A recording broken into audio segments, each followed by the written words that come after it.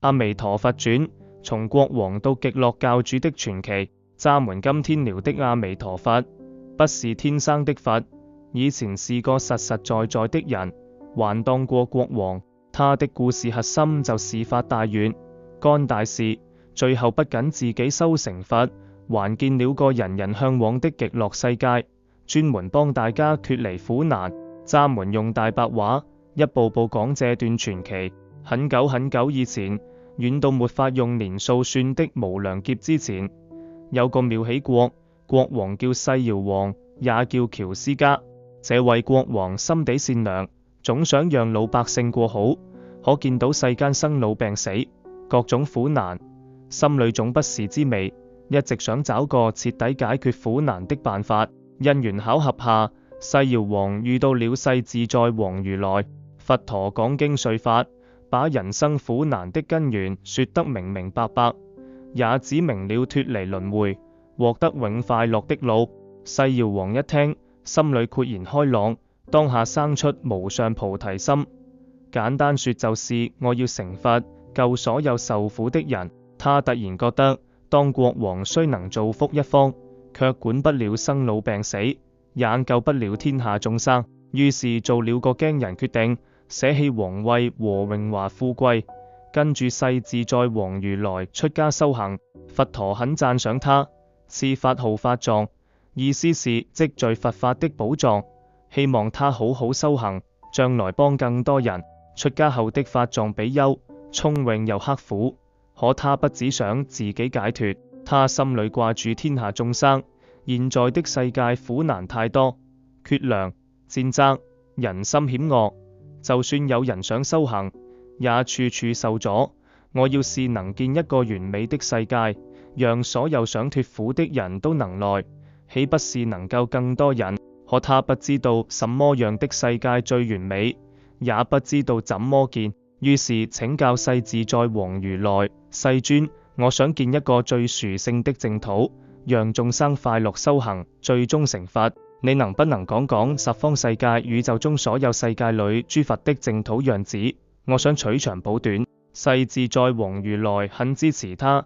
用佛力讓法藏比丘親眼看到了210億個諸佛世界。他一邊看一邊記，有的世界環境好，眾生善良；有的世界修行者能快速得智慧，但也有世界有災害，眾生受苦。還有人因相貌美醜互相攀比。看完後，法藏比丘用了5劫時間思考。劫是佛經裏的時間單位，一小劫就有1600多萬年。5劫長得難以想象。他每天琢磨，我建的淨土必須沒苦難，眾生平等快樂，修行還得容易，誰想來都能來。經過這麼久的思考，法藏比丘制定好藍圖，當住世自在王如來和所有修行者的面，發下48個大願，這就是阿彌陀佛48願，每個願都為了眾生。渣門挑幾個關鍵的說說：10年必生願，十方眾生聽到我的名號，真心相信，願意來我的淨土，哪怕只念10聲南無阿彌陀佛，臨終時一定能往生。除了犯5逆大罪，殺父母、殺聖人等或誹謗佛法的人，臨終接引願，真心念佛想往生的人，壽命終了時，我會帶住極樂世界的菩薩們親自去接他，讓他沒恐懼，一瞬間到達。國無女人願，極樂世界沒有女人。女人若聽到我的名號，真心想脫離女身苦難，發願往生，臨終時會轉成男身再往生。身色金色願，往生的眾生，身體像紫磨真金一樣堅固，相貌端正莊嚴，一模一樣，沒有美醜之分，也就沒有攀比煩惱。光明無量願，我成佛後會發出無邊光明，照遍十方世界，比日月亮萬億倍。眾生見到這光，心裏就安寧快樂，自然想往生。壽命無量願，極樂世界的眾生壽命無窮無盡，不用擔心生老病死，能安心修行到成佛。衣食隨念願，在極樂世界，想要的飲食、衣服、用具、心裏一想就出現，不用爭取，所有人都能滿足。這48個大願，把極樂世界打造成了無苦、安樂、修行容易的完美世界。發完願後，法藏比丘開始了漫長艱苦的修行。他知道，光有願望不行，得付出實際努力。在接下來的無量劫裏，法藏比丘經歷了無數次輪迴，不管轉生為什麼身份，都沒忘大願。轉生為國王，就勤政愛民，供養諸佛，弘揚佛法；轉生為富翁，就散財幫窮人，救災，支持修行者；轉生為普通比丘，就刻苦修行，忍飢挨餓，精進不偷懶；轉生為天人，也用福報幫助眾生。他一直踐行六度萬行，施幫助別人，持戒守善規，忍辱受委屈苦難，精進努力修行，禪定心安定，般若用智慧看待一切，不管遇到多大困難，都難行能行，難忍能忍，從沒放棄大願。終於經過無數年積累，法藏比丘的功德圓滿了，願力足夠強大，修行足夠精進，慈悲足夠廣博。某一天，他的48個大願全部實現，完美世界建成了。這就是西方極樂世界，而法藏比丘自己也在這裏成佛，名號阿彌陀佛，翻譯成中文是無量光佛和無量壽佛，意思是他的光明壽命都無窮無盡，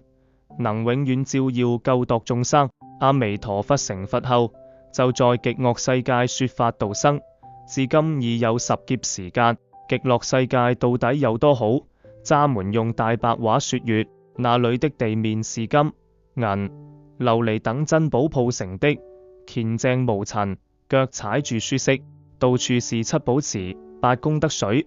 池底鋪金沙，水質清澈甘甜，能消煩惱病痛。池裏的蓮花大得像車輪，顏色各種各樣，芬芳撲鼻。岸邊的樹木是珍寶合成的，枝上掛住瓔珞寶珠，風吹樹葉就會發出美妙聲音，還能讓人領悟佛法。那裏沒有季節變化，永遠溫暖舒適，沒有自然災害，沒有疾病痛苦，沒有討厭的蟲子，更沒有人與人之間的爭吵計較。極樂世界的眾生不用吃飯睡覺，想要的東西一想就來，用完自然消失，不用儲存也沒人爭搶。每個人都端正莊嚴，身體像紫磨真金發光，沒有殘缺衰老，相貌都一樣，沒有攀比嫉妒。每個人都有6種神通，能看十方景象，聽十方聲音，知他人心思，瞬間抵達宇宙任何地方，憶起過去無數世經歷，沒有煩惱執住。眾生之間慈悲相待，互相幫助，每天圍在阿彌陀佛身邊聽法，修行進步極快。一旦往生到這裏，就再也不會退轉到沙漠道、地獄、餓鬼、畜生，最終一定能成佛。最親切的是，阿彌陀佛的法門特別簡單方便，不管你是富貴還是貧窮，聰明還是愚笨，年輕還是年老，哪怕以前做過壞事，只要真心懺悔改過，相信阿彌陀佛的願力，願意往生極樂世界，每天堅持念南無阿彌陀佛6個字，臨終時阿彌陀佛就會帶住觀世音菩薩、大勢至菩薩等聖種，親自來放光加持，讓你沒有恐懼痛苦，一念之間就能往生極樂世界，從此脫離輪迴苦，安心修行。後來阿彌陀佛的名號和極樂世界的故事，通過諸佛菩薩和歷代高僧的弘揚，傳遍了十方世界。唐代的少康法師為了讓老百姓知道阿彌陀佛的名號，到街頭用1文錢換小孩子念一聲阿彌陀佛，慢慢讓念佛走進每個人心裏。這就是先意欲勾牽，後令入佛智，先用容易接受的方式讓人接觸佛法，再引導大家修行解脫。說到底，阿彌陀佛的故事告訴我們一個樸實道理：願力有多堅定，就能成就多大事業。法藏比丘從享盡榮華的國王，到捨棄一切出家，發下救度眾生的大願，再經過無數劫的刻苦修行，最終成佛見極樂世界，靠的不是天生神力，而是永不放棄的決心和慈悲眾生的初心。現在我們念南無阿彌陀佛，不只是念一個佛號，更是在連接阿彌陀佛的大願和慈悲，也是在提醒自己要像他一樣，心懷善念，堅持初心，不管遇到什麼困難，都不忘幫助別人，提升自己。而極樂世界也不只是遙遠的天堂，更是我們心中對美好、清淨、慈悲的向往。只要心裏裝住善念，言行踐行慈悲，保持清淨初心，就是在一步步向那個完美世界靠近。阿彌陀佛的故事流傳了無數年，之所以能打動一代又一代人，就是因為他給了我們無限希望。不管現在的生活有多少煩惱苦難，不管曾經犯過多少錯誤，只要有信仰、有願力、肯努力，相信阿彌陀佛的慈悲救度，堅持念佛修行，就一定能擺脫苦難，找到屬於自己的極樂世界，最終獲得真正的快樂、自由和解脫。今次同大家講住咁多，喜歡我嘅影片，請俾個心心，加埋我嘅頻道，有新片會即刻通知你。拜拜。